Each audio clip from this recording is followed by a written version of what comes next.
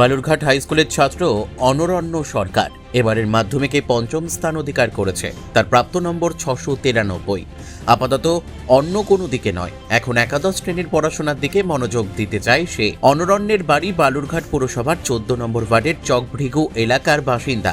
বাবা জয়ন্ত সরকার পেশায় প্রাথমিক স্কুল শিক্ষক, মা চন্দনা সরকার পেশায় গৃহকর্মী। প্রত্যেক ক্লাসের জন্য একজন করে গৃহ শিক্ষক ছিল। পড়াশোনার পাশাপাশি ক্রিকেট খেলতে ভালোবাসে সে। প্রিয় খেলোয়াড় বিরাট কোহলি। ছেলে আগামী দিনে চা নিয়ে পড়াশোনা করতে চায়, তাতেই পূর্ণ সহযোগিতা পাবেন বলেই অনরণ্যের মা চন্দনা সরকার জানিয়েছেন। তুমি মানে এই যে কত নম্বর পেয়েছো, কি আশা করেছিলে? আসলে খুশি নাই? আমি আশা করেছিলাম যে আমি 1 থেকে 10-এর মধ্যে হয়তো থাকতে পারি, কিন্তু 5th র্যাঙ্কটা আমি এক্সপেক্ট করিনি। আমার থেকে খুব ভালো লাগলো যে 5th র্যাঙ্ক করেছি। এই তো বন্ধুরা বা পাড়ার লোকেরা শুভেচ্ছা জানাতে এসেছিল?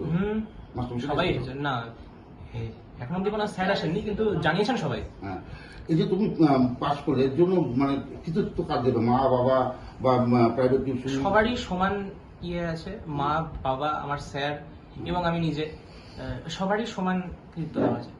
তুমি তো বালুরঘাট হাই স্কুলের ছাত্র ছিলে। স্কুলে টিচাররা প্রবলেমে হেল্প করতেন, কিন্তু পড়াশোনার জন্য নর্মালি স্কুলে যাওয়া হতো না তেমন বেশি, কিন্তু স্যাররা ভালো হেল্প করতেন। প্রাইভেট টিচাররা তো থাকতেনই, ওরা সারাক্ষণ থাকতেন আমার ডাউট গুলো ক্লিয়ার করার জন্য।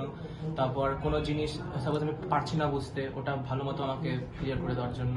সারাদিন কি তুমি পড়াশোনা করতে নাকি খেলাধুলা বা অন্য কোনো হবি? মাঝে ব্রেক নিতাম, গান করতাম, তারপর খেলতাম, টেবিল টেনিস খেলতাম, তারপর ড্রয়িং করতাম। এই তো এভাবে। আগামীতে কি হওয়ার ইচ্ছা আছে? আগামীতে আপাতত নিট এক্সাম ক্লিয়ার করে ডাক্তার নিয়ে পড়ার ইচ্ছা আছে। এক্ষেত্রে পরিবার লোকেরা বাবা মারা বলেছে যে তুমি ডাক্তার নিয়ে? সবাই সহমত। মানে মা বাবা মেনলি আমার চয়েসটাকে বেশি প্রায়োরিটি দেন। আমার চয়েসটাই ওদের কাছে মেইন চয়েস।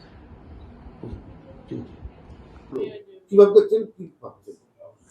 আমি আশা করেছিলাম সে একটা কিছু করবে। আমার